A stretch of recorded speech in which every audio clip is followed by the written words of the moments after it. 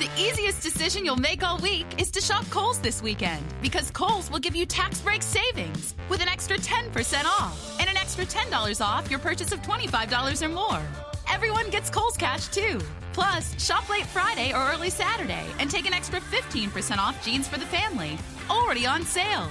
Stack the savings and save even more this weekend at Kohl's. Select styles, offer valid 11/4 through 11/6. Some exclusions apply. See store or kohls.com for details. The Columbia Broadcasting System and its affiliate stations coast to coast present Baseball, Beer, and Barbecue. No-hitter for Arrieta. Discussing baseball, good drinks, and food. So, Or clear for a minute so I can write down the damn time. It just got weird. With Ted Hicks. Everybody wants to be Bartolo. Todd Vandenberg. The handsomest man on the entire goddamn tour. And Lee Vowell. Folks, look around. Anyone who's not singing in the choruses is a racist. Every Saturday morning at 10 a.m. on the Happy Hour Network.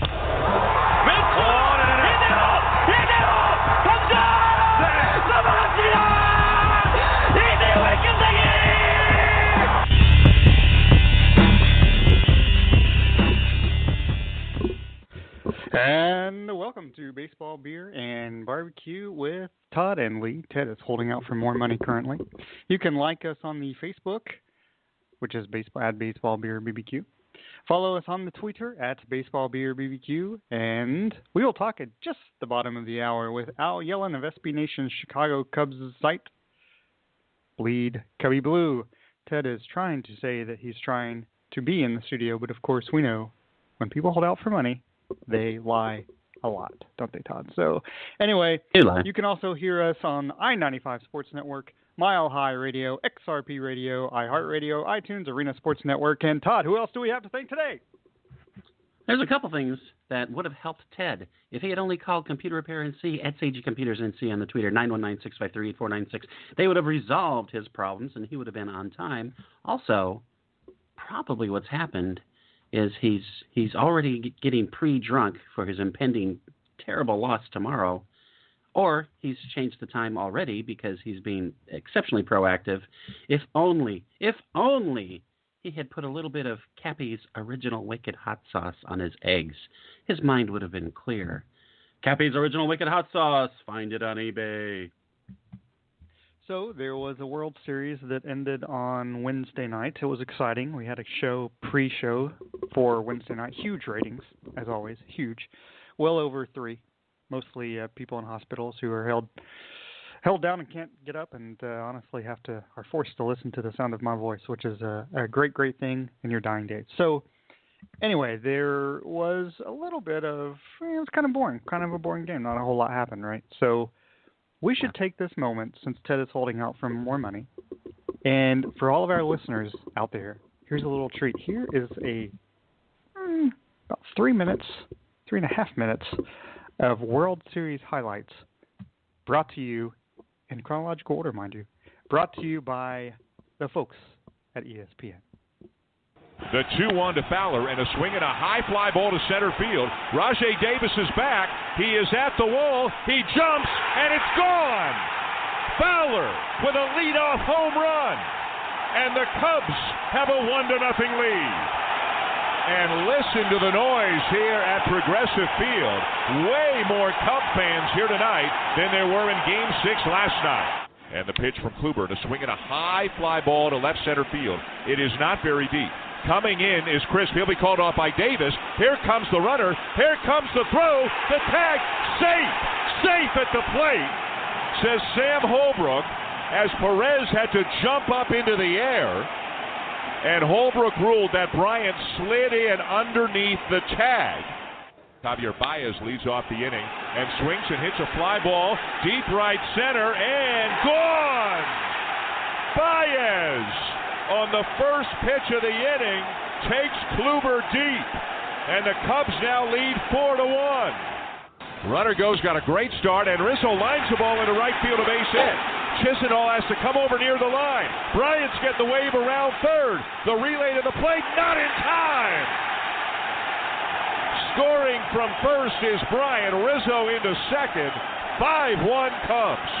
Here's the 0-1. Bounced in and off the mask of Ross. and it bounces all the way over to the backstop near the first base side. 1 run home, and a second run comes home. Kepnes races around and scores from second on a wild pitch. Something you hardly ever see. 1-2, and a swing and a high fly ball, well hit to deep center. Davis is back. Davis at the wall. It's gone!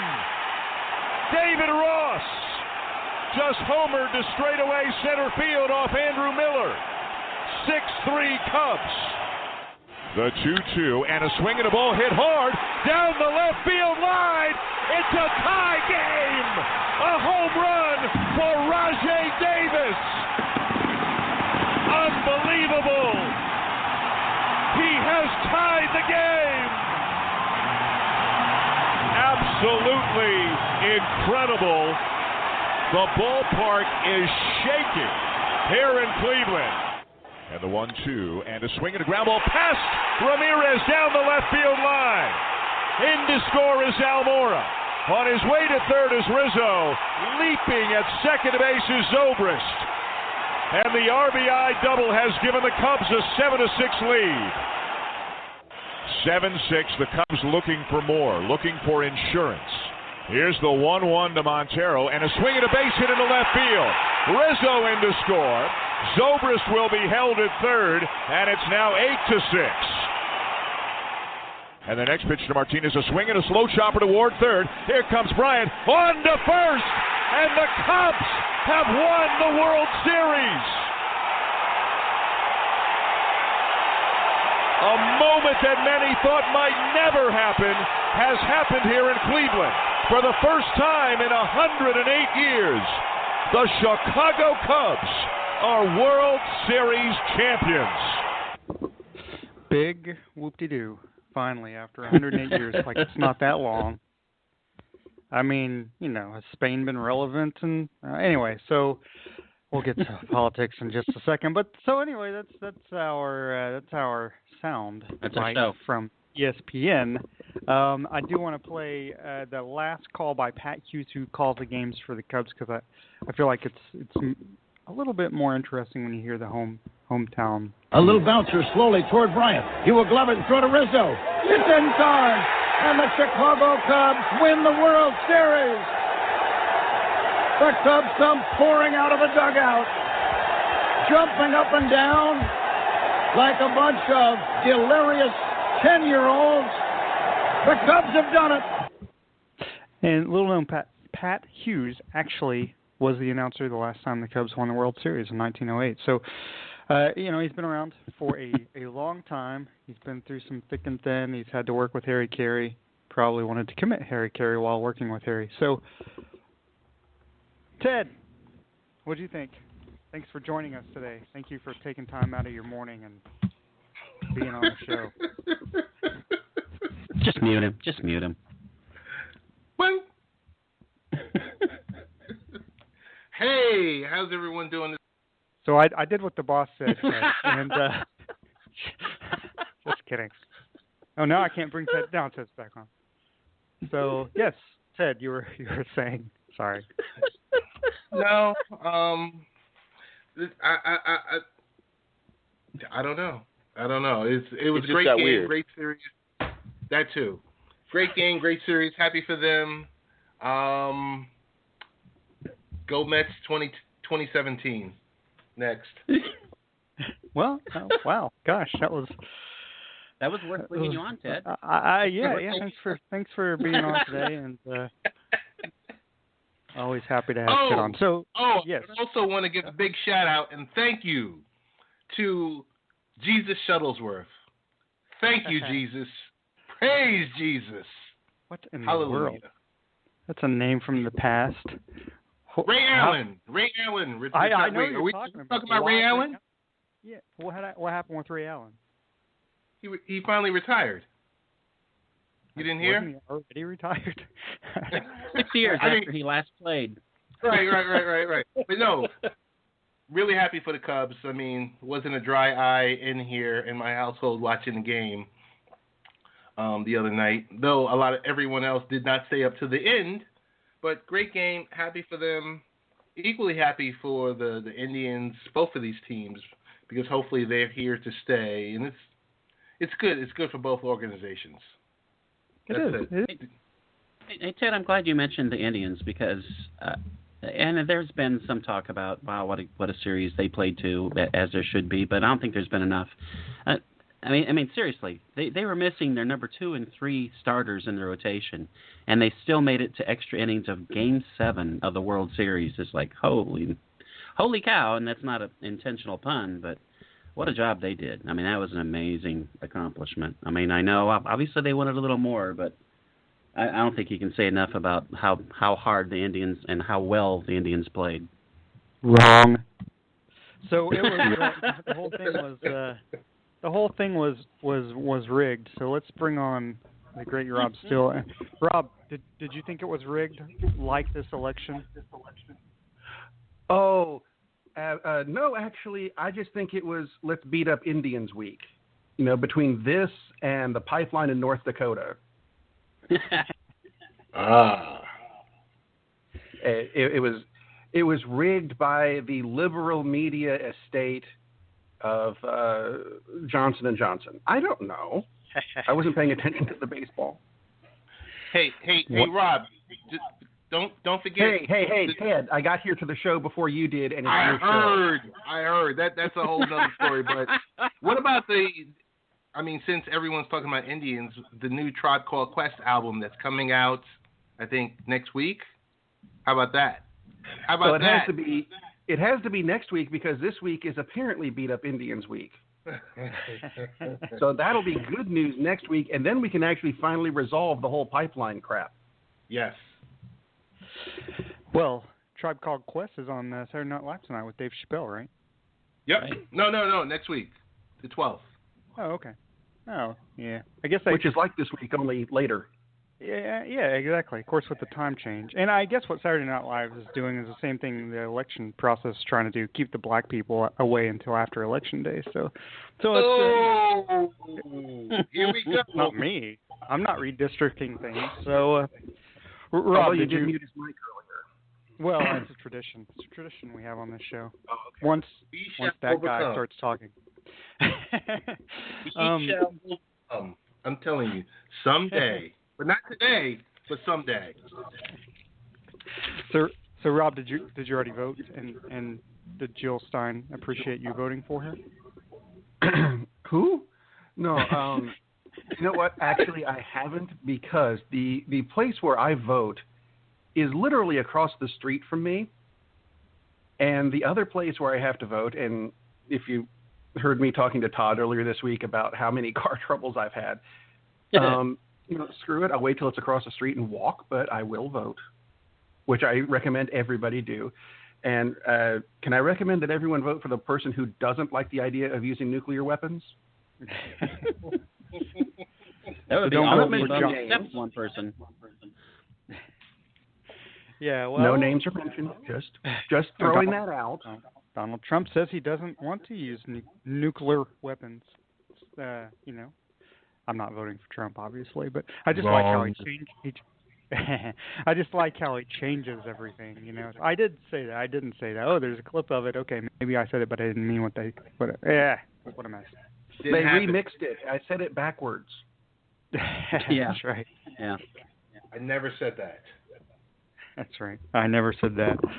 So, Rob, thanks for tuning in. Please keep listening. We are, it's nice to know somebody is out there. So I'll mute you. But if you want back in, just let me. What's happening with Cinema Savant tomorrow? Are you doing like an election movie special or political dramas or? No, tomorrow's show is just strange. Oh, okay. Awesome. Reviewing all, as far as I'm concerned, we're going to review all 3 versions of the Doctor Strange movies. Pretty sweet. Yeah. I would say, what's it like? But I definitely want to tune in tomorrow because there's no Seahawks game tomorrow. So I can listen to the show for one. So anyway. Tune in tomorrow at 6 p.m. Eastern Standard Time and listen to me and Todd ramble about Doctor Strange. Yeah, and you do it better than I ever was on that show, so I really appreciate you being Todd's co-host on that, making the show better. That's what I'm here for. All right. We'll talk to you soon. I'm not going to argue with that. He's absolutely telling the truth. He makes the show better. He probably makes the show better. I am talking, and anyway. Hey, I didn't even have to mute you guys. That was pretty good. So, anyway, if Rob were on this show, I would. He'd probably make it better. I don't like to hear the sound of my own voice. I don't know who does like listening to the sound of their own voice out there. Oh, yes, you do. Oh, Mr. No, I don't. Mr. Trump likes to hear I thought you meant I did it. No. Oh, no. No, I know you don't. I don't either. So I don't like the sound of it. I love to hear my voice. I listen all the time. I listen to my own podcast. That's how the numbers go up every day. That's a good point. I didn't think about that. So, not with your show, but just any show. So the polls, people in Poland, of course, always have to have their say in United States electoral process. So they've gotten together in their own caucus, or what they call over there cacti. And so far, according to the IBD tracking numbers, Clinton has, and this is up today. I'm sorry, what? Investor Business Daily. I know, but it says IBD on Real Clear Politics, and it takes up less time to say IBD. Actually, it's an irritable bowel disease poll. Right. Improvised explosive device? Maybe. The IBD shows that Clinton is up 3%. The Wu-Tang tracking poll actually has Redman up by 3%, which I don't think is a surprise at this point. So, but if we look at yesterday's polls, what? What's that? It should be ODB. It should be ODB, but IBD, I tried to go somewhere else with that. So, yeah. So I don't know if you guys want to fucking stop interrupting me. Okay, I'm the king. So, what time does the guest come on? Todd, what time does the guest come on? Oh, the guest at 10:30. 10:30. Show cannot be a wreck until 10:30. Oh wait, I'm not talking to Todd this week because the Jets play the Dolphins. Yeah, so I didn't hear you, Jet. So the polls, we have the Marist poll. We have came out yesterday. Clinton leads by 1%. In all four, so 1% means nothing, obviously. ABC, Washington Post actually was 2 percentage points ahead for Clinton the day before, and then up 4% as of yesterday. So, what are you guys' response from the polls? Do they mean anything? Should we even be looking at the polls? Because you look at the polls and really the general election process, and only once since 1992 has a Republican won the general election. So it really comes down to the Electoral College, right? And does Trump have any chance of actually winning that? My thought is JETS suck. Oh, rim shot. Well, you guys do what sexual things you want to on your own time. Let's focus on the presidential poll. Yeah, sadly, he's got a shot. I can't understand for the life of me how or why, but yeah, he of course he has a shot. The polls are too close, and polls have been incorrect before. Typically not, but they have been. So her edge is that in a strange twist of governance, the popular vote actually is not what matters in the end. What matters in the end is the Electoral College result, and she's more likely to do well there than in the popular vote. So, and I think she'll win the popular vote, but obviously what matters is the Electoral College, and that's how it's set up. So, and frankly, all I care about is that she wins. I don't freaking care if Trump has a 10% edge in the popular vote because 90% of Texas goes for him. Who cares, you know? So, your turn. If you'll refrain from talking about your horrible football team, Gangrene. Boy, think about that. Gangrene. Your team's nickname is a frickin' disease. That's all I got to say, bro. Hey, let me just interject for 1 second. I like doing the show with Ted and Todd. I don't know how Murph and Joel ended up being my co-hosts today, but I want to apologize for anybody listening. Oh!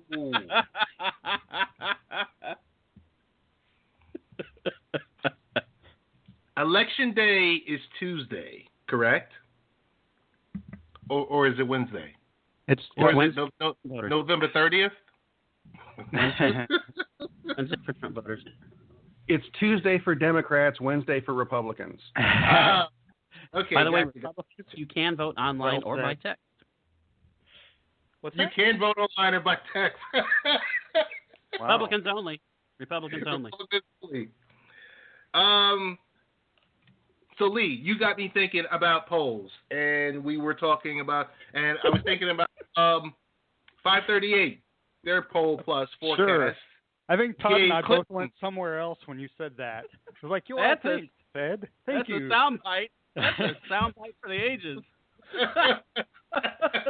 Wow, Ted. Nothing wrong with that, but wow. Game about a 65% chance of winning. Now, I've never been to 538.com, and nor do I know Nate Silver, nor do I follow him or his site, or even check out his site on the ESPN homepage. How about those plugs? Now, guys, I mean, it's two candidates. Yes, there's certain things we don't like about both candidates. You know, in your eyes, which one is the less divisive one? Which one is the one less likely to cause a nuclear war? I don't know. For me, it's an easy choice. Unfortunately, New York is not a state where you can vote early. We're not one of the 37 states that does early polling. So 6 a.m. Eastern time on Tuesday, I'm at the poll. So when the poll opens up, I'm there, period, so I can get this done. Because it's something we all have to do. You either sit on the sideline. Can someone mute Lee, please? No, I was just going to ask real fast, just for people listening. You said they open it. Yeah, in New York, it's 6 a.m. Nice. I didn't know anybody could do that. Thanks, Rob. So, okay, so I think they don't open until 8 a.m. What time do they close in New York? 9 o'clock. Okay, so there's a long period of time then. Yeah, because it's only one day. It's only one day, right. So you got to get in early and do it, because I can remember being, involved with 2008 and 2012, where the line for where I can vote at was going around the corner, going out the school around the corner, and you're like, really? So get in there, do it early. But whatever you do, what's most important is you have to vote. If you don't vote, the most prolific thing I've ever heard Michael Bloomberg say as mayor is, if you don't vote, then shut up. Right. And the reins back to you guys. No, that's Bloomberg, for all. I mean, he's kind of a gray. I mean, has some conservative. He also does some things I really like, but I mean, he's right on with that. If you don't vote, that's on you. You can't say anything about it anyway. So, yeah. So, hey, I have a serious question about the votes. Early voting results are coming out, and they're showing, obviously, depending on where they're coming from. Does it make sense to you guys that they're releasing the results of the early votes when they won't release what the poll results are? When they won't say, okay, this person has won the election, until the polls have closed everywhere on election day. I mean, the purpose of that is not to influence people from staying away because, oh, well, it's over, who cares? Isn't this kind of the same thing? Well, I'm not saying it's wrong. You're totally wrong, because the people in charge of that are called the FBI. So what they do is they release some information that can sway an election either way, and then they say, oh, no, sorry, we're not going to say anything else about it until the election is over. So I think that's where you're confused. Anyway, Todd in the outline brought up, where would we move if Trump wins? And I'm not sure who's playing with a piece of paper. Oh, that's me. I'm sorry. But I'm sorry.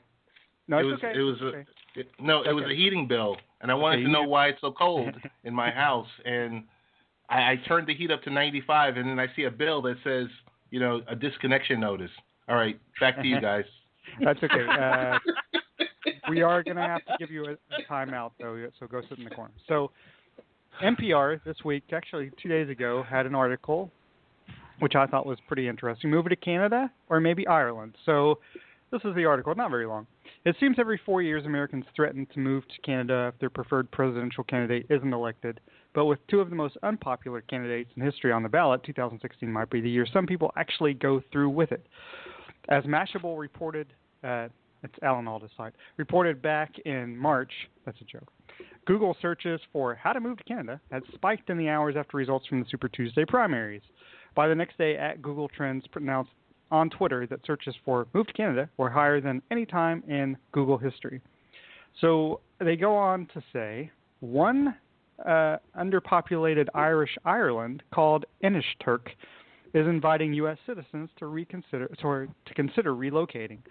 The island's development officer, Mary Hune, told Irish Central, "I've heard there are quite a few people in America looking to move to Ireland and other countries if Donald Trump becomes president." I like how she doesn't say Hillary Clinton.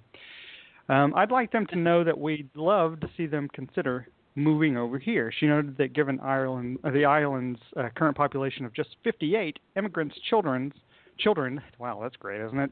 It's because of what I'm about to say. Immigrants' children would receive lots of attention in the local public school, which obviously I need to have again.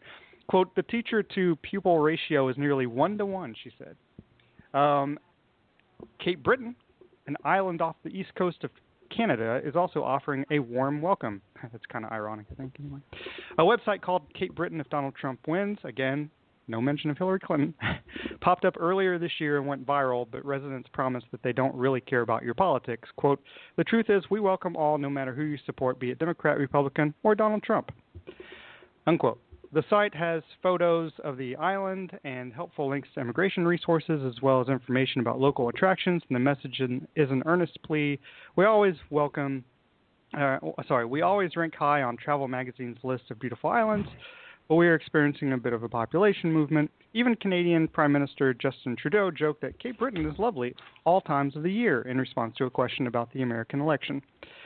Finally, now, this doesn't seem driven by politics, but the government of New Zealand also offers a website that caters to Americans looking to move abroad. They promise, quote, "We speak the same language and share a lot culturally, which will help make you feel at home. If you register you're interested in moving to New Zealand, the government will email you tips about job openings in your field and how to choose the right visa." So really the question before we're joined by Al Yellon in just a couple of minutes, guys, is not where would we move, but where are you going to move? Are you going to move to Ireland, Canada, or New Zealand because all those places actually want us? I'm staying right here in the Resistance. Nice. I'm already queued up to go to Trinidad. Pretty sweet. Yeah, that's nice. The rum is awesome and cheap. Yes. The apartment we lived in Seattle, last place we lived in Seattle, right around the corner there was a restaurant owned by a Trinidadian couple. They made coconut bread for like all their sandwiches. It was amazing. So I would move to Trinidad just for the coconut bread alone. It was fantastic.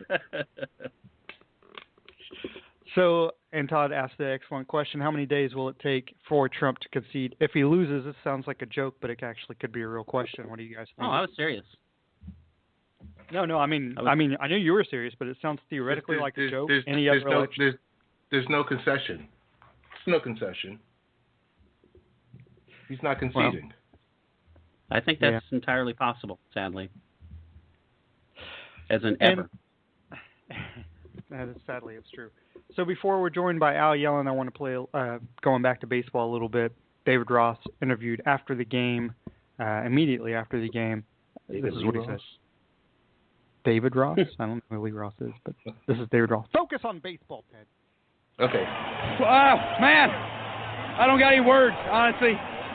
These group of guys are an amazing group. They never quit. They're winners, all of them. It's a great organization, but these players are amazing players. They never stop fighting.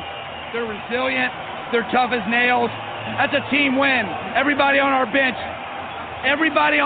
was used tonight to win that game. Everybody. That's a huge team win. You were one of the guys on the bench. You came into the game with Lester. You hit a home run in your final game of your career. Talk about what it was like running around the bases. I was just, I wasn't even focused on me. I'm just trying to help the team. It feels great. Sure, I'll look back and cherish that home run, but right now we're world champs. That's all I care about. It's unbelievable. How about the Cleveland Indians? Tough opponent this series. Oh, my gosh. Listen, they're going to make movies about this damn thing. They're going to make movies. They're going to make movies. They're going to make movies about this movie. I mean, they're going to make movies about this game, this series, this team. Wow, Chicago. We're coming home, champs, baby, yeah! And it's our pleasure to welcome back Al Yellon of Cubbie Blue, SB Nation's Cubs sites, to the show. Al, first of all, congratulations and thanks for being on with us again. Thank you, and thanks for having me. Yeah, are you still hoarse at all from yeah, can't you tell? I thought I could a little, but I was it's just been crazy. That's awesome. You went to the parade yesterday, I'm assuming?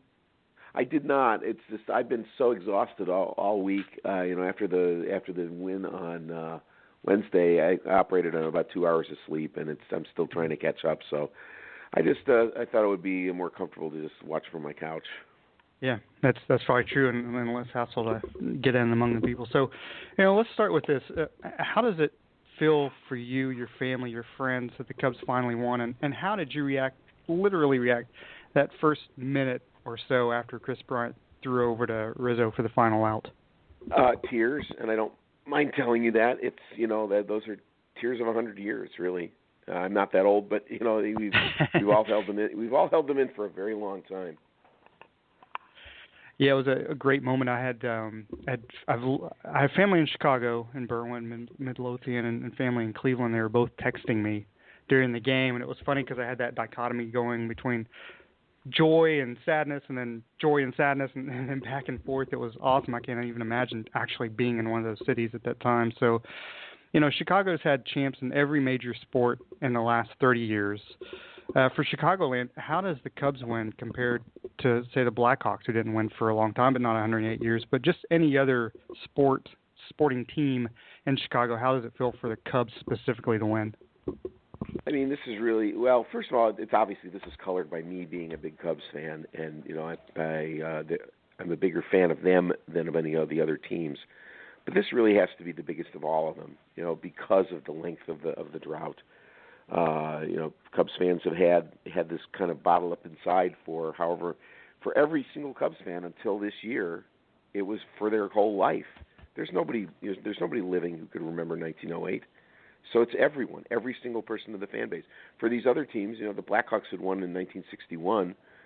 There were living people who remembered that. The Bears, same thing from their 1963 championship before they won the Super Bowl. So this had to be the biggest of any of them. Al, congratulations on the Cubs with the World Series win. I want to ask you, have you ever seen a better Game 7? I personally haven't. I can't think of any Game 7 that was better. I mean, maybe that's also colored by me being a Cubs fan. But, there are a couple that you might think might be better. The Bill Mazeroski game, the Pirates over the Yankees, might have been a little bit better game. I think this one kind of goes above that because what was at stake. I mean, literally either team could have ended a long drought, and it was in doubt until the very last play of the game. So that kind of emotion makes it so much stronger. In a 7-game series featuring Cody Allen, Andrew Miller, Aroldis Chapman, how crazy it is there were just 3 saves and Mike Montgomery shut the door in Game 7. Totally crazy. It was obvious that Aroldis Chapman was gassed by Game 7. That long outing he had in Game 5. He said he was ready to come back, and he gave more pitches in Game 6 and Game 7, but you could tell he didn't quite have it. The pitches to Rajai Davis when Davis hit the game-tying home run, he only hit triple digits once. And when a guy's throwing 97, 98, that's great, but those pitches can be timed and hit, and that's what Davis did. So Chapman obviously left it all on the field, gave everything he had, and didn't quite have enough in Game 7. Fortunately, the Cubs did. And we'll get back to Game 7 in a little bit. Moving to Cleveland, not literally, but moving on to the Cleveland Indians, how much did you pay to never have to face Kipnis or Lindor again? Oh, my God, those two guys are outstanding players. Francisco Lindor is going to be a big star in the major leagues if he isn't already. Jason Kipnis is a perennial MVP candidate, and here's a guy who grew up in the Chicago area as a Cubs fan, and all of a sudden he's playing in the World Series against them. That had to be kind of freaky for him. But the Indians have some really good players, and they were certainly a worthy adversary. Their drought is continuing, and I wrote this the other day, and I really do believe it. We know how that feels. So for the Cleveland Indians, next time they get back in the World Series, I'll be their biggest fan, unless they're playing the Cubs. Right. And we're talking Keystone combos. Whose is better, the Tribes or the Cubbies? That's a good question. They're right up there, both of them. Both of them pretty much even, I'd say. Maybe you give a little bit of a nod to Javier Baez because he just will make any play that he does just look spectacular, and he might be the best tagger in the major leagues today. Yeah, and the great thing is we could have this conversation for years and years because both of those combos are young and going to be good for a long time. And this is one of the things that I think Major League Baseball has got to jump on. Here's a couple of really likable guys in Lindor and Baez, and there are other young players on these teams that are really likable and personable. And if baseball wants to get younger people involved and interested in the game, they got to promote these guys big time. Yeah, and didn't Baez and Lindor play high school baseball against each other? Now they're playing the World Series. Yeah, that was one of the things I really liked. When either one of them would get to second base, they'd kind of joke around with each other. And here they're on the biggest stage and the most tense thing they can imagine, a World Series, and they're still like joking around with each other. I thought that was great. Yeah, I did too. So what did you think about how Joe Madden handled the pitching in Game 7? Well, I'm a big Joe Madden fan. I like his unorthodox strategies. They've won a lot of games. I think he missed it in Game 7. Even before the game, he said he wasn't going to use John Lester except for at the start of an inning. And there's John Lester coming in with a runner on base. It's like I didn't really get that. I didn't get he did the same thing with Chapman, brought him in with runners on base when that's obviously not the best situation for him. The idea of using those two guys in that game, that was fine. But when Joe used them, that seemed a little strange to me. Yeah, and it seemed like on the last couple of games, it was like watching John Lester. I felt like it was watching Jack Morris in Game 7 of the World Series in 1991. It's like John Lester's been pitching for 5 days out there, it feels like, at some point. So, jumping ahead a little bit to next year and the years to come, what do you think about that pitching staff? How does it change over even into next year? Well, obviously I don't think Chapman's going to be back, so that's something they're going to have to address. Who's going to be the closer? Maybe they'll give the job back to Hector Rondon, who, Rondon must have been hurt still during the postseason. He was barely used and he didn't pitch well when he did. But before that, he was doing a decent job as closer. They could go to Carl Evers Jr. as closer. He's obviously got the stuff and the makeup for it. They could go sign a guy like Henley Jansen. Chapman's not going to be back. Jason Hamill's option is probably going to be picked up. But again, next year you're going to see John Lackey is in his last year, and he was not effective late in the season. So, that might be something to keep an eye on. And I feel it's reasonably certain that next year will probably be Jake Arrieta's last year in a Cubs uniform. I don't think they're going to re-sign him. They have to start thinking about paying money to some of these young guys. Chris Bryant and Kyle Schwarber and Addison Russell are all going to have to be paid at some point. So they're going to have to make some tough decisions. So the Cubs made a healthy investment in the past, off season with Jason Hayward, and he only hit 150, but he stole 4 bases and played great defense. Do you think that balanced out? And what does it say about his role that he called the team together to have a rain delay speech? Well, that's the thing that I think is the most important. Yeah, he didn't hit much. He did make some good defensive plays in the postseason. But that team meeting might have been the most important thing he did for this team all year. Just to remind everybody how good they were and that they could go out and win the game. And so, they spent a lot of money on Jason Hayward. It all might have been worth it for that one team meeting. And speaking of outfield play, the Indians had some questionable plays in Game 6 and Game 7 with Davis and Equin. Did it cost Cleveland the series? It's hard to say, because you don't know what's going to happen in Game 6, even if they make that play. The Cubs were ahead even when that play happened. That obviously gave them a big break and gave them a bigger lead. The Game 7 plays where Chris Bryant scored 2 runs, one on the Davis throw that was a little bit high, the other one, when he ran from first base on a single and never stopped running.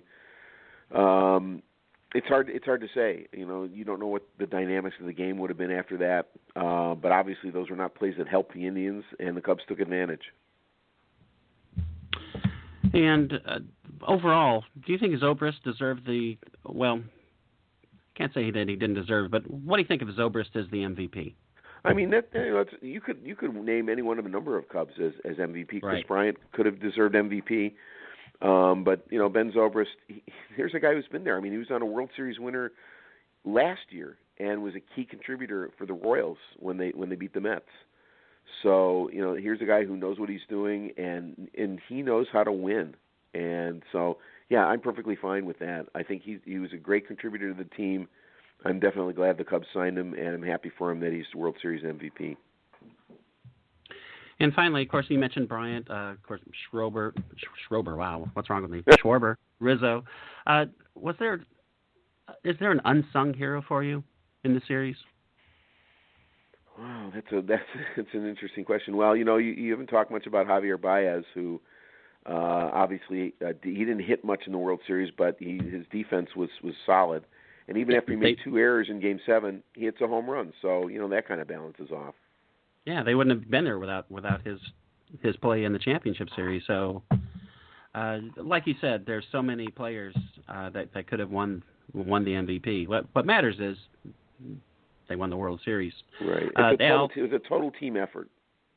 Yeah, absolutely. Yeah. Any final thoughts on this series with us before we?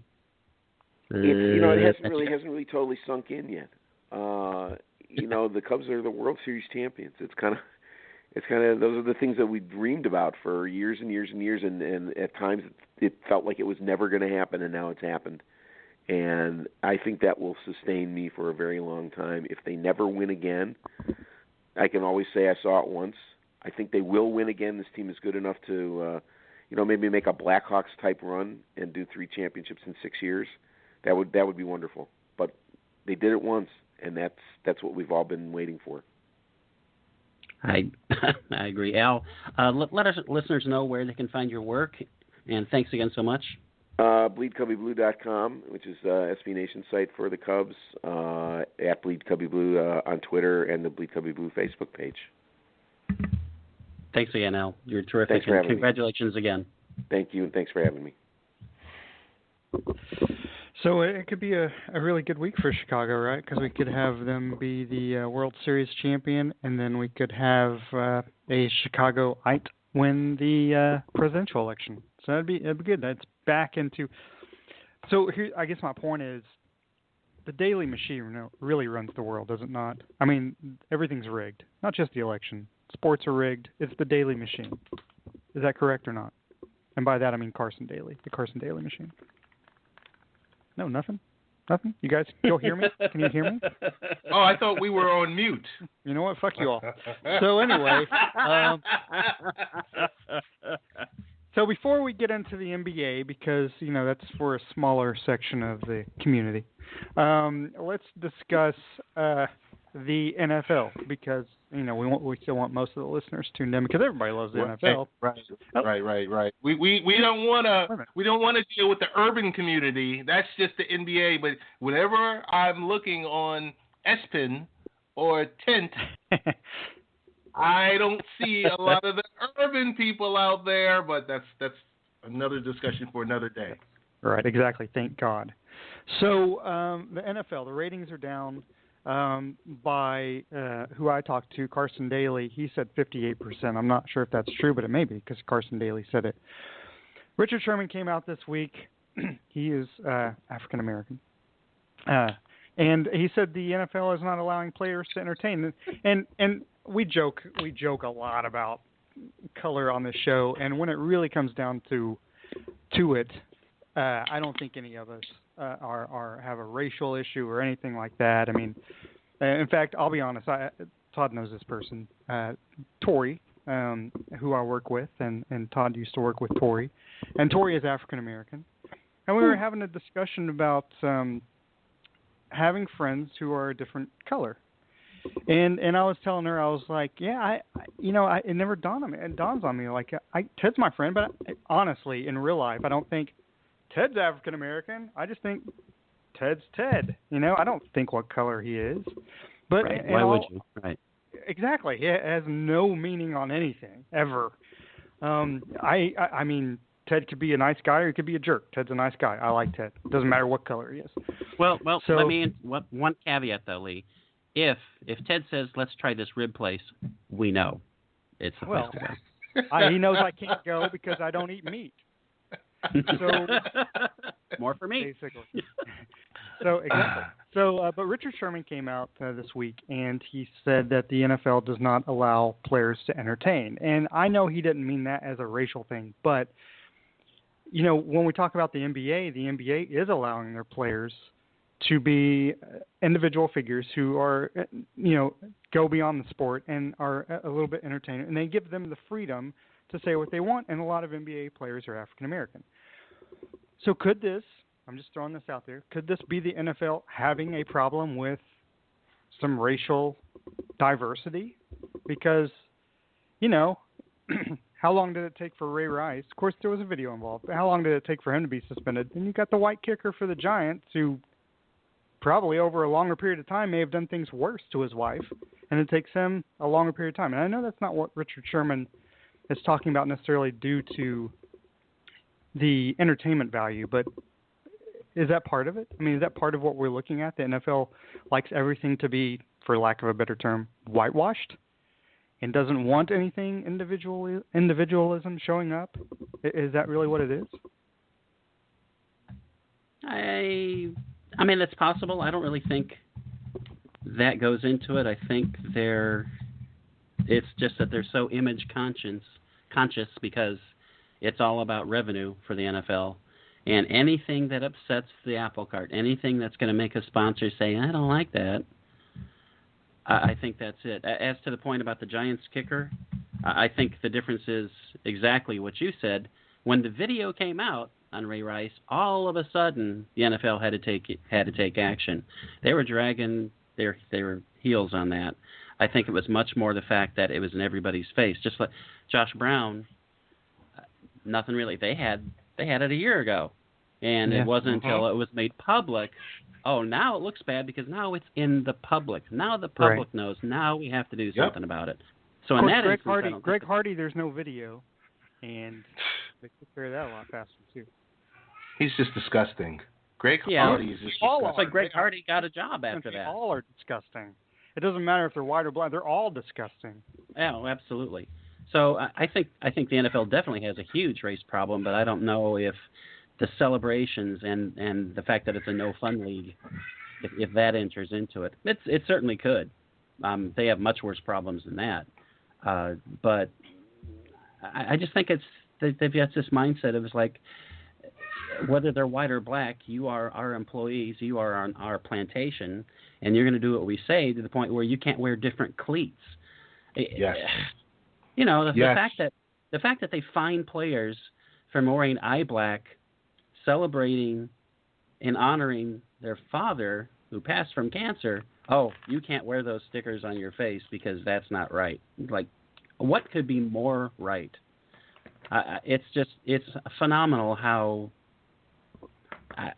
far up the collective ass heads of the NFL's owners and management is up their asses on this. I think Sherman's absolutely right. I think he's 100% right. Why would you want to play in that league? I mean, they've done everything they can, and that's the only reason. And we've seen that. How many guys have we seen retire because the money's not enough anymore? Right. And, for the most part, it's because of health issues, but, of course, it's a totally separate thing. But maybe if it was kind of fun, like, obviously baseball is fun for the Cubs and the Indians up until the 10th inning. Soccer, the NBA, do those guys look like they don't want to be there? Well, all that money's guaranteed, too, versus the NFL. Yep. Very true. Hey, so my perspective on this is slightly different, but I want to double back to Lee, what you started off this when you segued this part of the discussion.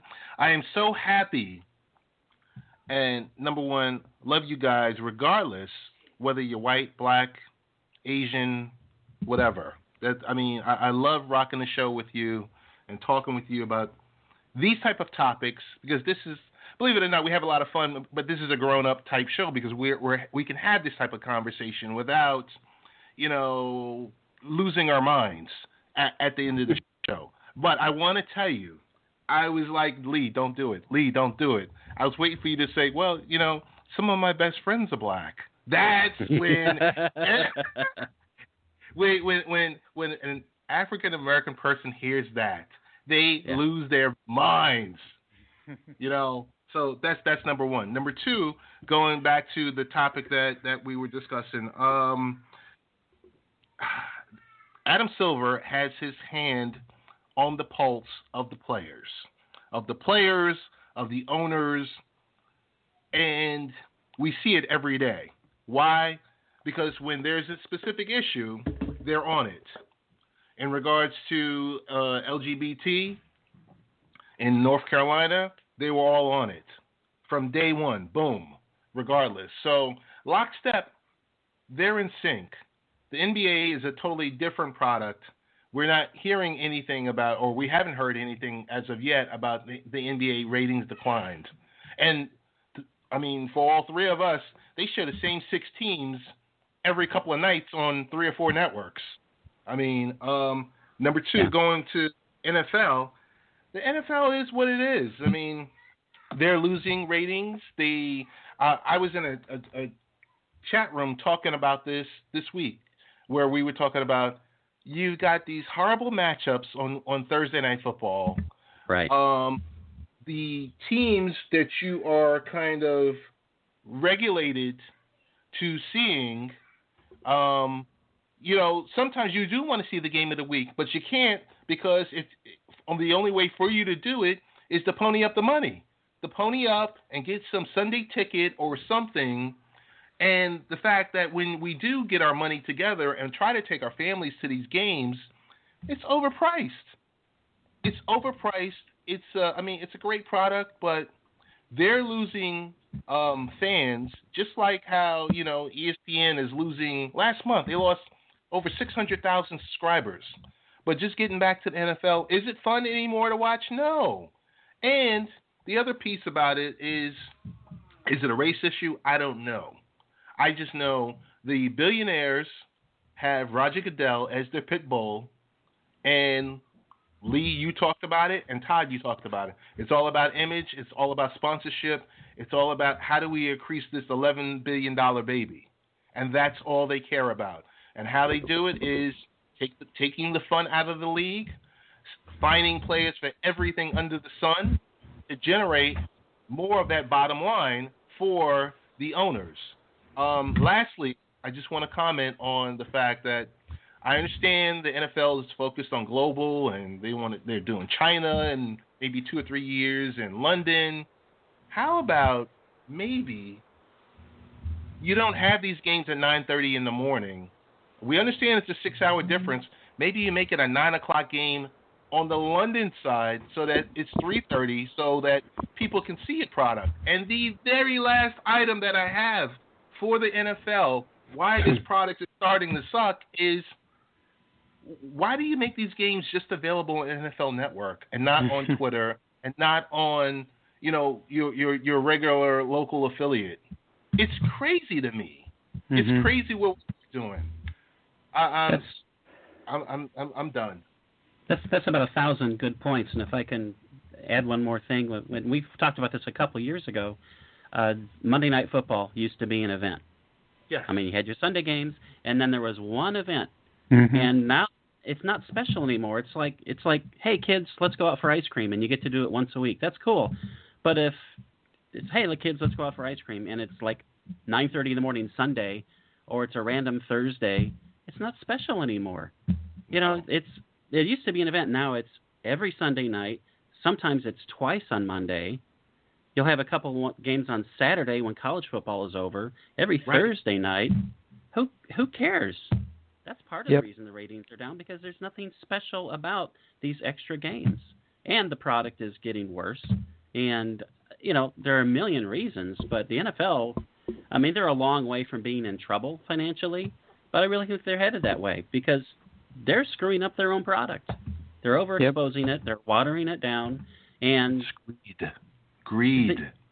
It absolutely is greed. And the players do not look like they're having fun for the most part. No. And what did Mark Cuban say about the NFL? He did say the bubble is going to burst because of greed. He said it, 3-4 years ago? No, and he said something earlier this year about hogs. The big hog. No, seriously, it was like the big hogs eventually get slaughtered too. Yes. And it's a good point. Yeah. And the other thing I have a problem with is, I know it's about TV, but start the Monday night games. Start the Sunday night games earlier, because no kids are staying up. No kids should stay up. No adults should have to stay up until midnight. I mean, start them at 8. Start them at 7, especially on Sunday night. 8:30 game on Sunday night. Give me a break. It's ridiculous. Anyway, Richard Sherman. He said because the league. He was asked why the TV ratings are declining. He said because the league isn't fun anymore. Every other league, you see the players have a good time. It's a game. This isn't politics. This isn't justice. This is entertainment, and they're no longer allowing the players to entertain. They're no longer allowing the players to show any kind of personality, any kind of uniqueness, and any individuality, because they want to control the product. They want to control the message, et cetera, et cetera. That's exactly what we've been saying. I mean, we just echoed basically what Richard Sherman said, and that's it. He summed it up a lot better probably than even we did, but basically, yes, that's exactly what the problem is at some point you start to micromanage everything, and what you're micromanaging falls apart, and that's going to happen eventually. So it'll be interesting. So moving on to the Seahawks, my Seahawks, against the Bills. This is a bad match. The next 2 weeks are a really bad matchup for the Seahawks. The Bills, did they give up 41 against the Patriots? Yes, but they have a good defense. The Seahawks cannot get, is Russell Wilson banged up? Yes, he's not Russell Wilson right now. He basically can only throw, and he still throws the ball well, but if he can't run, you're taking away a huge part of the offense, at least a threat of the offense. The offensive line is a mess. But honestly, the defense, which is historically great, still a really good defense.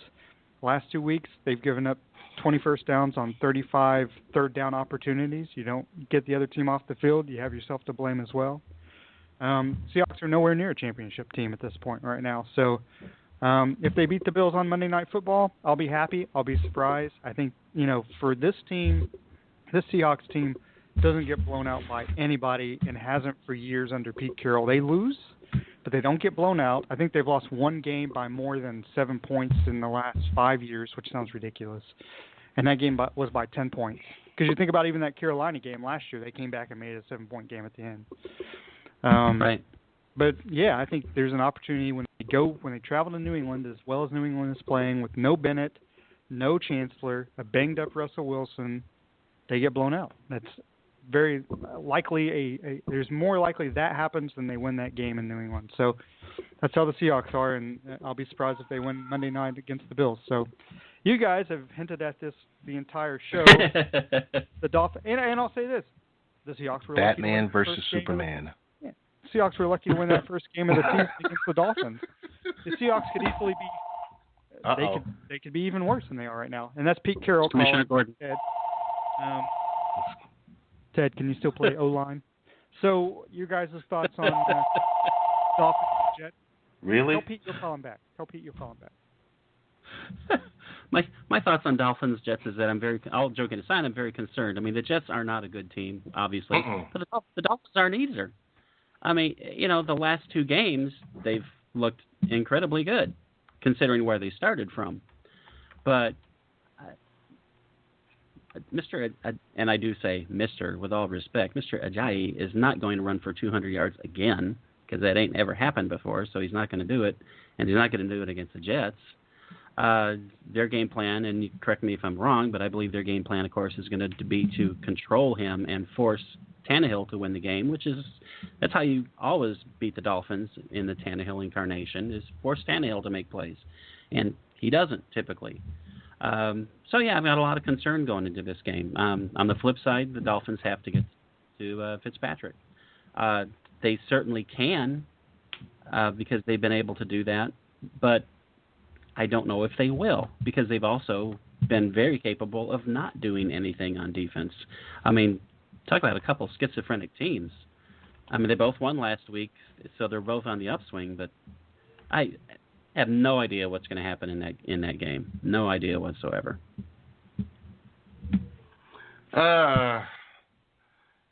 This game's, well, I'm not, as I mentioned before, I'm not too concerned about this game. I'm more concerned about December 17th when the Jets and Dolphins meet up again, because it's going to have a little bit more significance. Because if you look at the standings, if the Jets or the Dolphins were in the AFC North or South, they would be in contention for first place. Mm-hmm. You know, but as you know, unfortunately, they're in the AFC East, and the Patriots are in the same division. So it's really more. It's all about that wild card, those two wild card spots. Right. Will the Jets be able to pull it off? I personally don't trust Ryan Fitzpatrick. And guess what? I'm not alone. The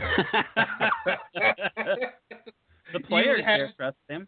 Apparently. Yeah, well, he says. all the players that are guaranteed their pay for this season, they trust him. I don't know. I really don't know.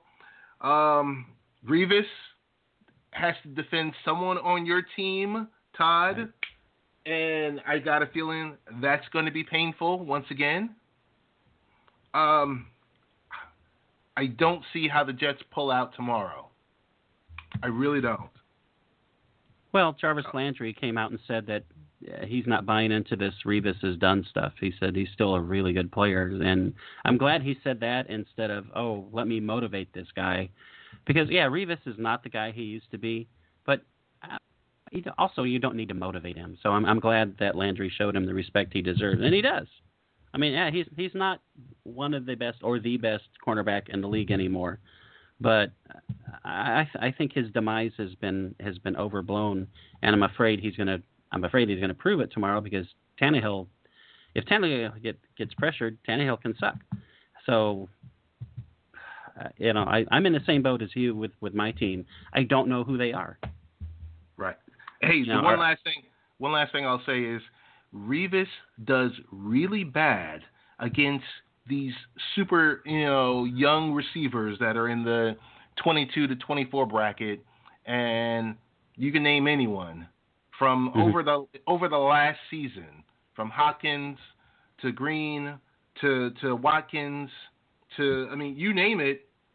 The big question is, will Landry be the next person to put that Revis notch in their belt? Well, Landry will make his catches against anybody. My thought is that what's going to happen is Revis is going to cover Kenny Britt. Britt's going to burn him to a cinder because he burns everybody to a cinder, and then Stills. And then he will drop the ball because he does that most of the time. He might catch a 67-yard bomb, but he'll also drop like 8 passes that are sewn into his fingertips, and he'll still drop them. So, or he could drop a 67-yard touchdown pass against the Seahawks. not to bring that up, I'm just validating the point. No, exactly. And I feel no pain from hearing that because he pains me enough. I mean, if this guy could frickin' catch, he'd have 20 touchdown passes at this point. Unbelievable. Yeah, and again, I bring that up to show that the Seahawks could have easily lost that game. A lot of people are, the Seahawks would. If he catches that pass, the Seahawks probably lose that game. Right. Very true. So, anyway, let's make our picks for the week. So I actually got this Thursday night's game right because it wasn't that difficult. And I had the Falcons pick to, thank you. Falcons picked to beat the Buccaneers. So did you guys have a pick? I'm going to choose the Falcons. Well, I said did you. It's a did you. That's past tense. I know the education system isn't great where you come from, but, I did is a past tense word. So did you have a pick? Not do you have a pick? Yes, I did. I did have a pick, and if I did have a pick for Thursday, it would have been the. Well, you should be in the Happy Hour Network Pigskin Pick'em game on ESPN. That's what you should be doing. You guys didn't invite me. Oh yeah, we invite everybody. You were in it last year. It never doesn't change. You just have to renew. Oh, I didn't know. All right. Ted is one of the uninformed voters. I guess we need a tech guy. Ted is a low information voter. All right. Can we move on? Nothing to see here. Move on. Hopefully we're not all saying that Tuesday night. I thought you meant the Seahawks game. I was like, I might be saying that. So the Falcons, Buccaneers. Todd, who did you have? I'm pretty sure I did have the Falcons. Okay. So but now, I could be lying. Well, and you should if you had the Buccaneers. So there are some exciting matchups there are some pretty good matchups for Sunday. We just don't start with one. The Cowboys versus the Browns. Oh, Romo's big return. You did hear, right? Romo's going to come back. I think that I could play quarterback for the Cowboys and they would beat the Browns. So I'm going to pick the Browns by 40. Yeah. About that much. Yeah. There's a lot of buzz that people think the Browns are going to cover. I have no idea what the spread is. It's probably 80 or something. But why would there even be a spread on this? But, yeah, obviously it's going to be the Cowboys. Why would there be a spread on it? How would the NFL make any money if there were no spreads on games? So I'm currently having to look up spread Cowboys and Browns. Should we all look at Odds Shark? Interesting. The predicted score is 35-16 Dallas. So I guess the spread is 19. That's a lot for an NFL game. Wow. Which probably is the spread's more like 7. So moving on, the Lions versus the Vikings. A lot of people say, the Lions, but they're 10-6 in their last 16. They're not an awful team. It's still in Minnesota. Minnesota's lost their last 2, right? So I picked Minnesota to win this game because it's in Minnesota. I'm picking the Lions. And actually, I went back and checked, and actually, stupidly, did pick the Buccaneers. So there you go. I'm on record as being in the 10% of people who chose the Buccaneers in the game. It's not a stretch. They were the home team. The home team, they got slaughtered. But anyway, Ted? How do you... I'm going with the Lions on this one. 76% of the country says the Vikings. I mean, they didn't exactly get slaughtered. It was only 40-14 Falcons at one point. 76% of the country didn't lose their job like how North Turner was, quote-unquote, resigned. Quote-unquote. That's a bunch of malarkey. I have to say this. Now, it's been a while for some of us, and the Seahawks have only won 1. But the Vikings fan base and the Vikings organization acts like a team that's never won a Super Bowl. They're 5-2. What do they want North Turner to do when they lost Peterson? They're playing Bradford. It's a team built on... They were blaming him. But they're blaming him at 5-2. You know what I'm saying? I know. Knee-jerk reaction. It's like, come on. Yeah, North Turner has no kind of track record. He's been awful for decades. I just want to make this comment that, no, I do not own a Minnesota Vikings jersey or any, and nor will I ever. Thank you. Oh, wow. The Vikings weren't, when they faced a good defense last year, like against the Seahawks, with Bridgewater and with Peterson, they weren't good then. They're not going to be good this season. It's not North Turner's fault. They don't have an offensive line, just like a lot of other teams. That's the problem. It just bugs me when I see an offensive coordinator get fired and the team's 5, and you lose 2 straight games and you fire your offensive coordinator, and I'm just mind blown. Anyway, so Chiefs and Jags. Well, yeah, but the Bills have a better offense than the Vikings. Entirely different, right. The Chiefs and Jaguars. The 96% of the country has picked the Chiefs. I also picked the Chiefs to win this game. You guys? I am part of the 96%. When are the Jags moving full time to London? That's the only way they can get the advantage. Right Chiefs after this game.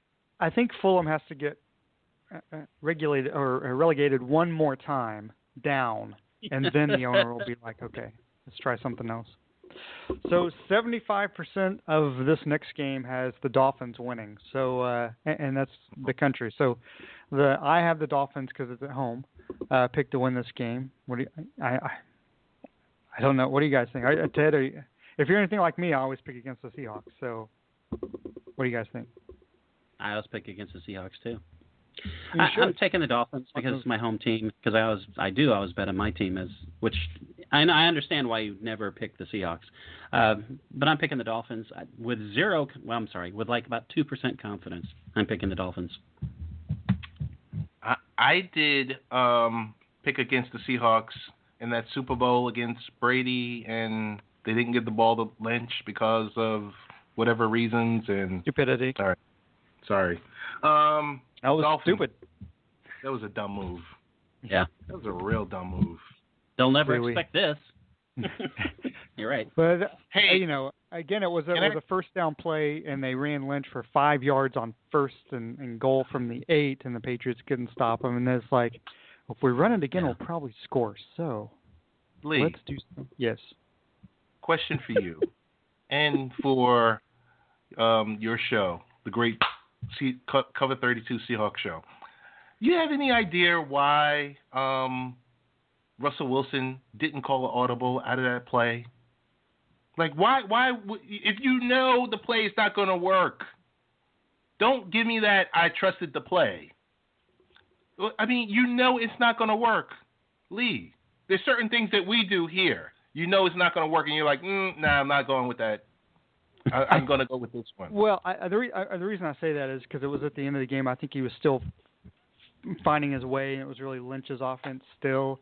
And he didn't probably, if it were today, he probably would have audibled out. Of course, he audibled out against the last play of the Saints, and it didn't work. So just because he audibles doesn't mean the play would work either. I mean, it makes sense that even if you run Lynch, you have another play to run. The whole thing didn't make sense. And another timeout. Right. Yeah. So this is a funny comment. Talking about Joel, our friend Joel. You know how he talks smack when his team is not involved anywhere near those games?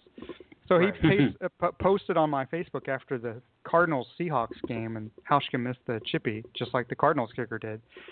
And he was like, oh, somebody just missed a field goal in Seattle. Oh, it wasn't Walsh. I was like, okay, first of all, dude, it wasn't in Seattle. It wasn't in Seattle. It didn't end our season that Hauschka missed, and the team didn't lose. Besides that, I really thought about saying it, but actually just deleted it from my Facebook because I thought, what an asshole thing to do. Why do people do that? Why do sports fans do that? You get nothing out of this other than the other person may be upset. First of all, it's a regular season game, not a playoff game. It was 6-6 tie. Seahawks didn't lose, didn't end the season. Life goes on. If doesn't mean anything. Well, and in the playoffs, if the Hauschka would have done the same thing and he would have missed and they lost the game, guess what? Life goes on. It's okay. I don't hold it over to the next season. It's okay. And I know you guys don't mean, but should Marshawn have run the ball? Yeah, he should have run the ball. But the next morning I got up and went to work, and, life goes on. So it is what it is. So, but life doesn't go on for the Giants. No, I'm just kidding. I had no segue. So the Giants and Eagles, another good game. Both teams 4-3, both going to finish, hoping to finish second to the Cowboys in NFC East. I have actually the funny thing is the nation, according to ESPN, it's 50-50. Nobody has an idea who's going to win this game. I have the Eagles pick, but I don't really have a good reason why I have them. I just as easily pick the Giants. Where is it? Philly or MetLife? In New York. Yeah, it's in Calcutta actually. Trying to grow the Canadian market. Yeah. I picked the Eagles. I picked the Eagles for the same reason, just because. Well, I don't know. I mean, I wish you could pick a tie because why not? Especially this season. Yeah. Exactly. So hey, I'm going against the grain a little bit, but I'm going for the Eagles. But that's only because my true dislike for Chris Christie and how he hung out his 2 aides for the Bridgegate scandal, and he just gets away virtually unscathed. Mm-hmm. So far, he does. What the max sentence is up to 20 years, right? Yeah. That's wow. What a great boss. So the Giants, since you are New Jersey, or in New Jersey, I mean, yeah, Jets played technically in the same stadium, but I remember seeing the Jets at Shea Stadium. So I know that makes no sense. Go Eagles. So the Steelers and the Ravens, and most of the country has the Steelers picked to win this game. I really think it's kind of a toss-up, but I do have the Steelers picked to win. Yeah, if Roethlisberger is relatively healthy, the Steelers win. That's what I picked. Go Steelers. It's funny. You think that a quarterback could play with maybe a broken ankle, a sprained MCL, and a pec injury, but some quarterbacks don't want to, pussies. So, and other people don't have sexual. Anyway, I'm not going to go there. So, the Panthers and the Rams. Panthers are 2-5. Wrong.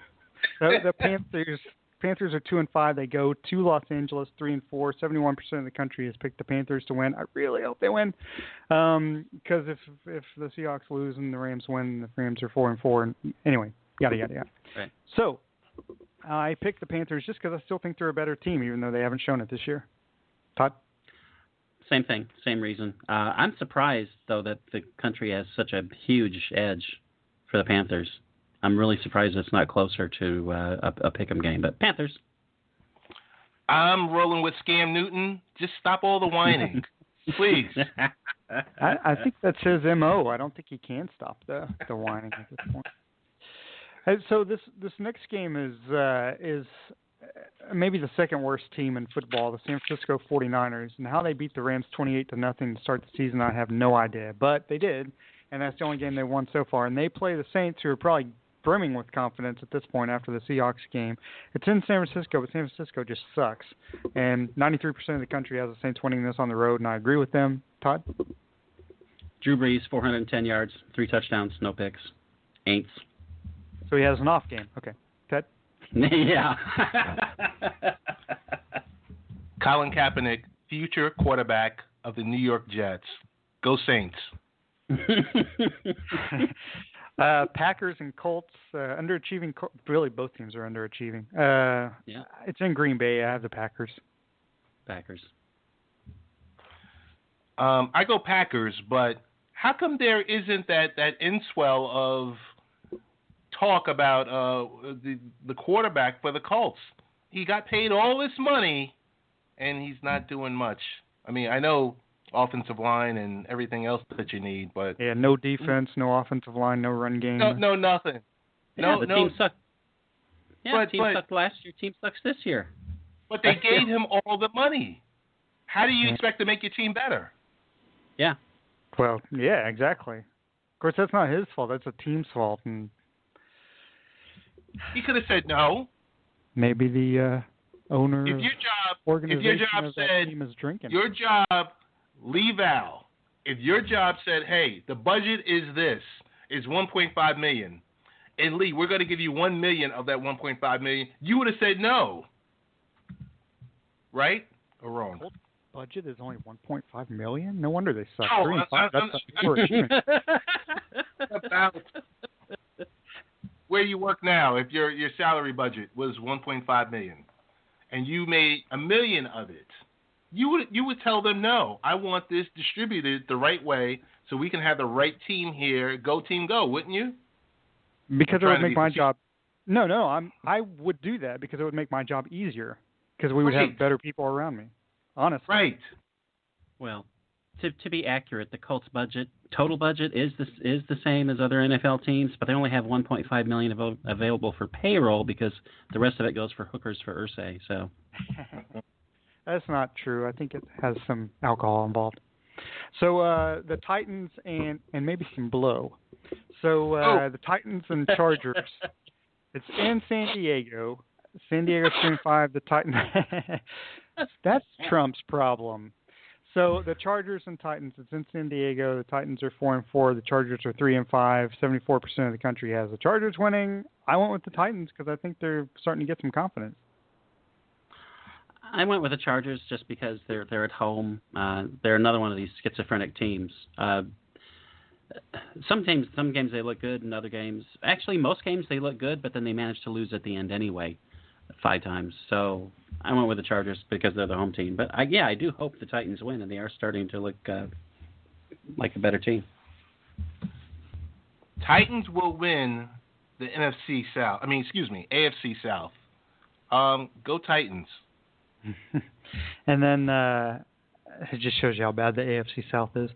But I don't even think you're wrong. I think there's definitely the possibility they do that. Raiders and Broncos, both teams 6-2. It's in Oakland.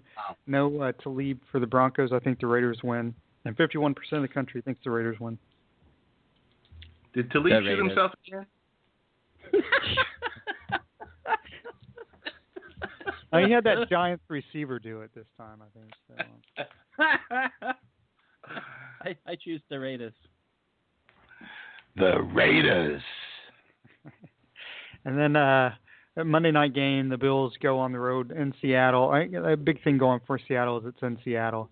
Seattle's 4-2-1. The Bills are 4-4. 85% of the country picked Seattle to win, which anyway.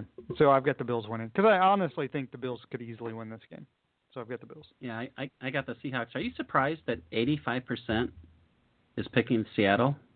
I think it goes to show that a lot of people picking these things don't actually watch football. And I mean that sincerely because 93%. Yeah. I mean, anytime you have Green Bay 95% over the Colts, and you think about Andrew Luck, and maybe that team's awful, but there's no secondary in Green Bay right now. He could light that place up. There's no reason 95% people. Well, he could, though. I mean, 95% of the people think he's not going to. That seems a little outrageous. All right. Anyway, I don't know if that answered the question or not, but yeah, I think it's just a lot of people are, Seattle's got a good team. I'll pick them. Yeah, I think when the Bills are on, they're on. That's the strange thing about it. I don't know. I'm going for Seahawks in this one, and for once we have a good Monday night game. Hopefully, I mean the Seahawks are struggling so much on offense at this point. I mean they scored 20 last week. One of those was Earl Thomas returning a fumble. Yeah. So it doesn't say a whole lot. But, I want to say one real quick thing before we get to the NBA to close the show. The Wells Fargo thing that we have not talked about. I do want to say this. If there were a debate, it's almost like, again, and we have hit on this, but if there were any other Democratic candidate besides Hillary Clinton running, for instance, Elizabeth Warren, because she's got to be thinking, I should have run. Could you imagine having a debate where Donald Trump calls Elizabeth Warren a nasty woman? Oh! I just would love to hear the retort to that if it were Elizabeth Warren, because it would be good and it would be smart. She should have run. She should have run. Yeah, at this point. But anyway, of course, Elizabeth Warren is really has a big hand in the Wells Fargo thing going on right now. And, Wells Fargo, the boss has no severance package, whatever. People, I work in banking. This Wells Fargo is not doing something that other banks are not doing. I guarantee most banks are doing what they did. Guarantee it. They just got caught. And I know, you hear about these people saying, if we open these accounts and they're open for a certain amount of time, we get points. Yes, every bank does that. If I had an opened account with $100 and it stayed open for 24 hours and then they closed it or just took all the money out except for $1 and kept it open, I got counted for that. That's what the banks want you to do. That is what they want you to do as an employee because that shows that FDIC gets involved. There's more insurance money. It's all about money for banks. So don't be surprised that it's just only Wells Fargo. I guarantee you, unless you're at some mom and pop FCU, and they probably are doing it as well, that every big bank is doing this. And it's awful, and the banking industry is awful. And when you have people like Bernie Sanders complaining about the banking industry and say, it's Bernie Sanders, the banking industry sucks. And he's one of the guys, believe him or not, who's trying to get everything put back together. And it should be. And it's a mess, and it's going to get worse and worse and worse. And if Donald Trump becomes president, it'll get worse and worse and worse. Banks don't care about people. They care about money. That's banking. And almost every big industry cares about money. They don't care about people. That's just how it is. So don't be shocked by, Wells Fargo did this. I guarantee you your bank's doing it too. Guarantee it. Yep. If Ted were to come to me and say, you know what, I overdrew my bank account. This is the second time this month. You know what I was supposed to do? Hey, Ted, have you thought about a credit card? Because that might offset. Because we know Ted's going to run up that credit card and we're going to get money on that. Right, bank right. And so it just irritates the fuck out of me that people are getting upset about Wells Fargo. I guarantee your bank's doing it. Guarantee it. Hey, anyway, can I have two things about this? This is a great topic right here. One is, do you remember being in college? Yeah, vague. I mean, I went to a Christian college, Carson Newman, so we didn't have any fun. We were the NFL college. So, yes, I clearly remember because I wasn't drinking. Okay. But do you ever remember being on your campus and there were the credit card companies were out there trying to get you to sign up? Did you guys ever have that? Or was this something that was just strictly in New York? Here you are, you're struggling. You're in your first, couple of semesters, and they are preying on these students. Hey, let us give you a credit card for this, and you'll be able to buy this. Oh, you can't afford your books. And I just remember this back in Queens in 1989. And I just go back to that. And then the second thing is really three points, but two are intersecting. Elizabeth Warren, what she did to that CEO, how she put him out there and put the bank out there. Why aren't our elected officials doing that more? Why aren't they working for us? And my last point is, why didn't Clinton have Warren as her VP? Wouldn't that have been a slam dunk, or would that have been just too much? Too many women. It's too many women. Okay, all right. Not in my opinion. I think that's how it would have been viewed. I agree. That's how it would have been viewed. And as far as this particular topic, Lee, I just wish for once you would show a little passion about what you believe in. Well, I'm sorry. I held off for months. Yeah, you're absolutely right. It's not sad. It's pathetic that people just reinforce this. So we all reinforce this because we all bitch about Congress doesn't do anything. And, well, I'll take that back. We don't all do that. But the majority of people, unfortunately, do that because everyone bitches about how terrible Congress is, and then the same freaking people go back in. Yeah. Exactly. Obama's been terrible for the country. It's like, who enacts laws? It's not Obama. Right. He has been terrible. That 4.9% unemployment right now sucks. It does. What was like 2% when he took over, right? It was like 2%. Yeah. I guarantee though, if there are lots of people out there, government doesn't create jobs, which is true but not true. But if it were a Republican involved and it went down that much, people would be like, "Look what he's done for the economy." Oh no, we've got this black Kenyan running the presidency, and he sucks and he's a liberal. So he left out that he's Muslim. He's Muslim. And everything that happened good in this country over the last 8 years, none of that is to his credit. It was just lucky that it happened. So nope. Right place, right time. But people will realize maybe 8, maybe 10 years from now, when you reflect back on his presidency and you see all the gridlock he had to deal with, and you see where he took the country from to where they are now, and everyone wants to say, "Oh, we're that much worse off." We really aren't. Yeah.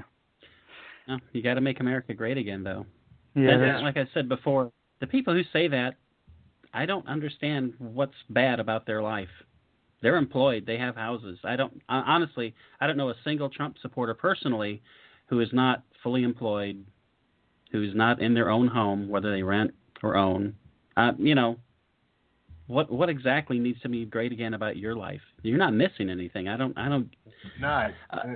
get it. You're definitely not missing any meals. Yeah. Yeah. I mean, come on.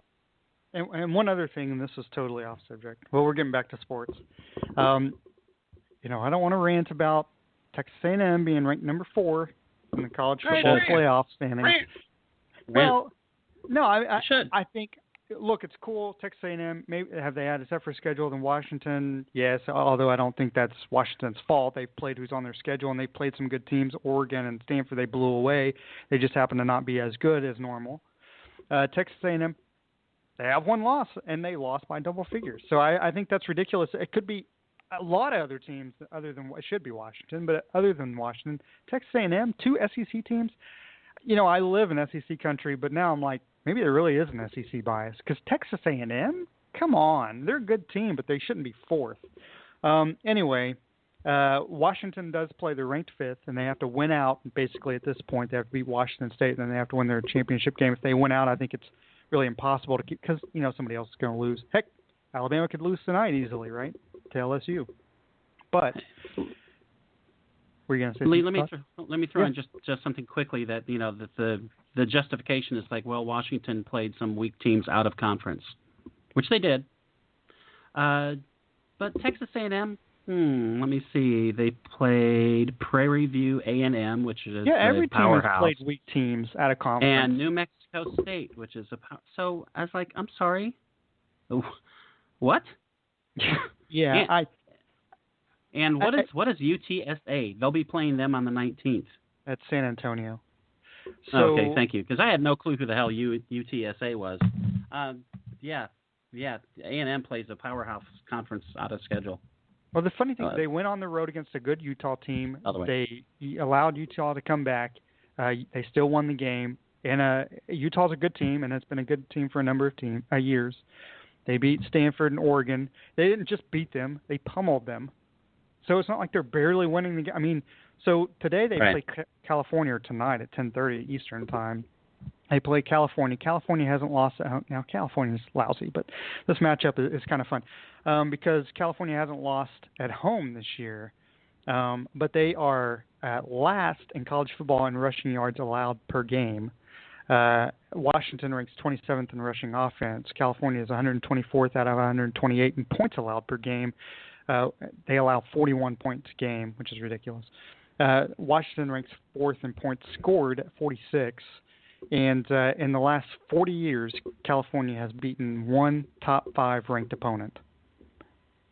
So I guess if you can't sleep tonight and you want to watch a team not run up a score, because Washington actually puts in their second unit, but Miles Gaskin for Washington is going to get a ton of yards. I mean, they're going to score a ton of points in this game. So the toughest game Washington has left is Washington State, who's actually playing really well. So anyway, hopefully they'll win out. And if they go undefeated and still don't make the playoff, then something's still majorly wrong with the system, and it could be wrong already. So that's all I'm going to say. But we do have NBA, so you guys kind of take on. I know the Warriors lost again last night. They lost to the Lakers. Steph Curry was 0 for 10.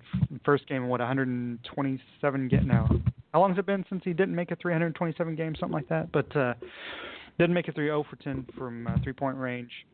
The Warriors have lost 2.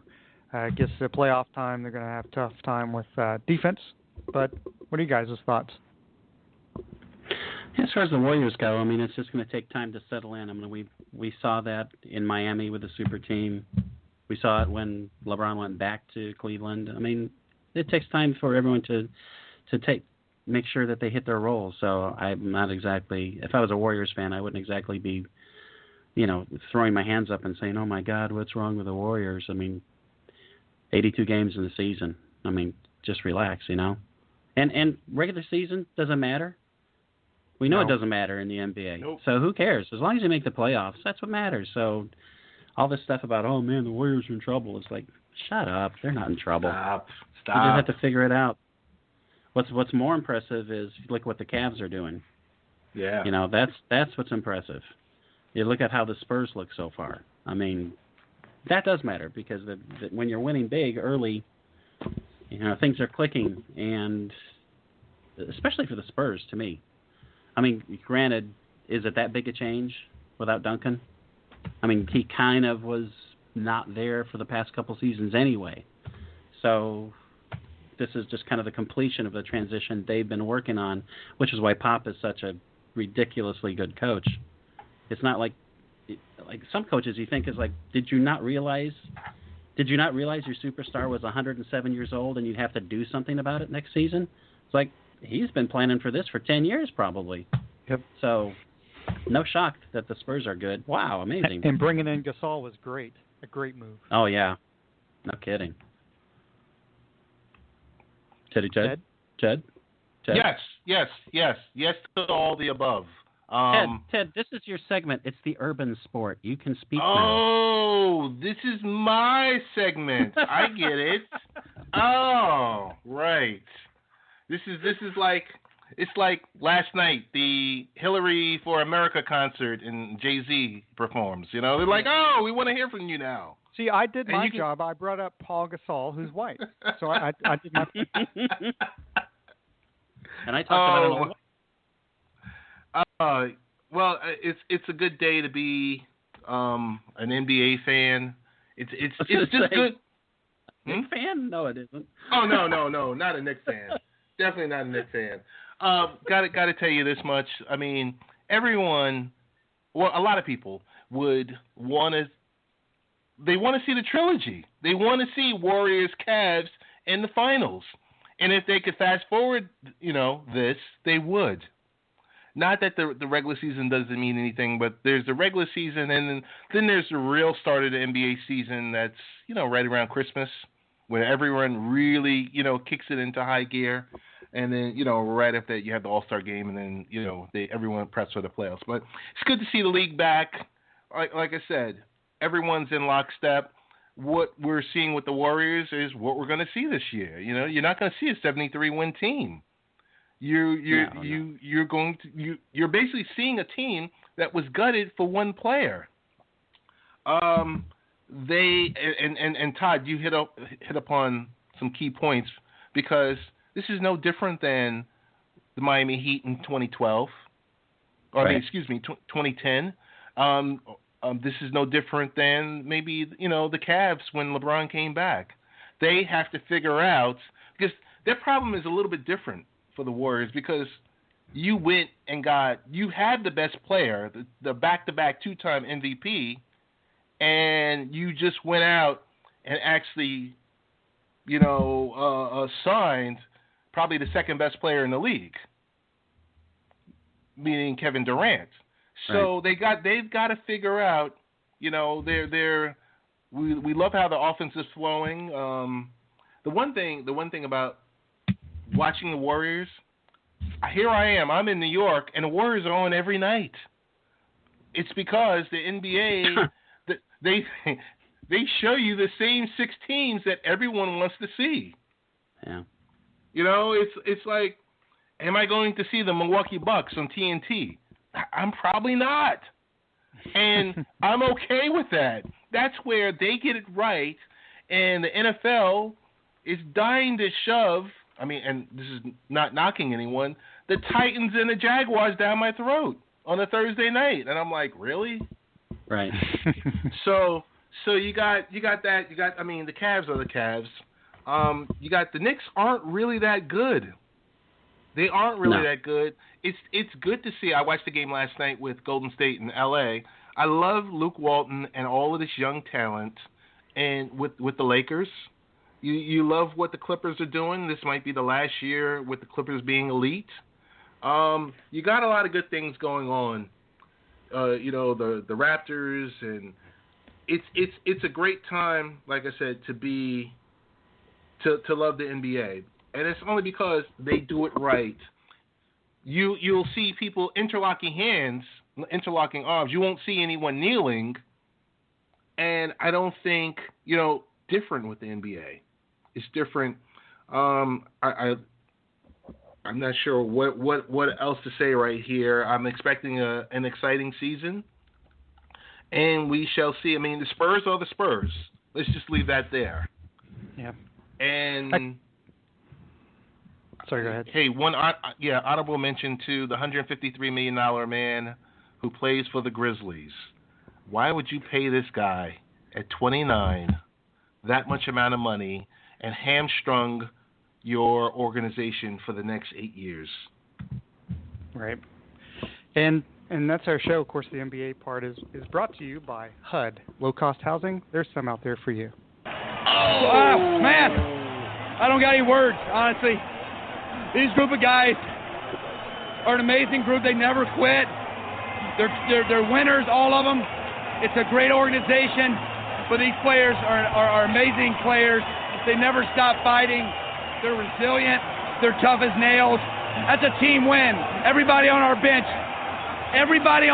was used tonight to win that game. Everybody. That's a huge team win. You were one of the guys on the bench. You came into the game with Lester. You hit a home run in your final game of your career. Talk about what it was like running around the bases. I was just, I wasn't even focused on me. I'm just trying to help the team. It feels great. And sure, I'll look back and cherish that home run, but right now we're world champs. That's all I care about. It's unbelievable. How about the Cleveland Indians? Tough opponent this series. Oh, my gosh. Listen, they're going to make movies about this damn thing. They're going to make movies. They're going to make movies. They're going to make movies about this movie. I mean, they're going to make movies about this game, this series, this team. Wow, Chicago. We're coming home, champs, baby, yeah! The easiest decision you'll make all week is to shop Kohl's this weekend, because Kohl's will give you tax break savings with an extra 10% off and an extra $10 off your purchase of $25 or more. Everyone gets Kohl's cash too. Plus, shop late Friday or early Saturday and take an extra 15% off jeans for the family, already on sale. Stack the savings and save even more this weekend at Kohl's. Select styles, offer valid 11/4 through 11/6. Some exclusions apply. See store or kohls.com for details.